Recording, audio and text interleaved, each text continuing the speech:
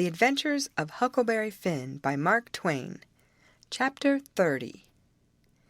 When they got aboard, the king went for me and shook me by the collar and says, "Trying to give us the slip, was ye, you pup? Tired of our company, hey?" I says, "No, your majesty, we weren't. Please don't, your majesty." "Quick, then, and tell us what was your idea, or I'll shake the insides out of you." "Honest, I'll tell you everything just as it happened, your majesty. The man that was a holt of me was very good to me, and kept saying he had a boy about as big as me that died last year, and he was sorry to see a boy in such a dangerous fix. And when they was all took by surprise by finding the gold, and made a rush for the coffin, he lets go of me and whispers, 'Heel it now, or they'll hang ye sure,' and I lit out. It didn't seem no good for me to stay. I couldn't do nothing, and I didn't want to be hung if I could get away. So I never stopped running till I found the canoe, and when I got here I told Jim to hurry, or they'd catch me and hang me yet, and said I was afeard you and the Duke wasn't alive now, and I was awful sorry, and so was Jim, and was awful glad when we see you coming. You may ask Jim if I didn't." Jim said it was so, and the king told him to shut up, and said, "Oh, yes, it's mighty likely," and shook me up again, and said he reckoned he'd drowned me. But the Duke says, "Let go of the boy, you old idiot. Would you have done any different? Did you inquire around for him when you got loose? I don't remember it." So the king let go of me, and begun to cuss that town and everybody in it. But the Duke says, "You better a blamed sight give yourself a good cussin', for you're the one that's entitled to it most. You hain't done a thing from the start that had any sense in it except coming out so cool and cheeky with that imaginary blue arrow mark. That was bright. It was right down bully, and it was the thing that saved us. For if it hadn't been for that, they'd have jailed us till them Englishmen's baggage come, and then the penitentiary, you bet. But that trick took 'em to the graveyard, and the gold done us a still bigger kindness. For if the excited fools hadn't let go all holts and made that rush to get a look, we'd have slept in our cravats tonight. Cravats warranted to wear, too, longer than we'd need 'em." They was still a minute, thinking. Then the king says, kind of absent-minded like, "And we reckoned the nigger stole it." That made me squirm. "Yes," says the Duke, kinder slow and deliberate and sarcastic, "we did."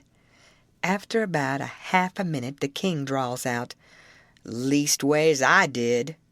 The Duke says the same way, "On the contrary, I did." The king kind of ruffles up and says, "Looky here, Bilgewater, what are you referring to?" The Duke says, pretty brisk, "When it comes to that, maybe you'll let me ask, what was you referring to?" "Shucks," said the king, very sarcastic, "but I don't know. Maybe you was asleep and didn't know what you was about." The Duke bristles up now and says, "Oh, let up on this cussed nonsense.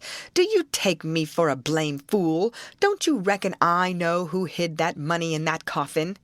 "Yes, sir, I know you do know, because you done it yourself." "It's a lie," and the Duke went for him. The king sings out, "Take your hands off. Let go of my throat. I'll take it all back." The Duke says, "Well, you just own up, first, that you did hide that money there, intending to give me the slip one of these days, and come back and dig it up and have it all to yourself." "Wait just a minute, Duke. Answer me this one question honest and fair. If you didn't put the money there, say it, and I'll believe you, and take back everything I said." "You old scoundrel, I didn't, and you know I didn't. There now." "Well, then, I believe you, but answer me only just this one more. Now, don't get mad. Didn't you have it in your mind to hook the money and hide it?" The Duke never said nothing for a little bit. Then he says, "Well, I don't care if I did. I didn't do it, anyway. But you not only had it in mind to do it, but you done it."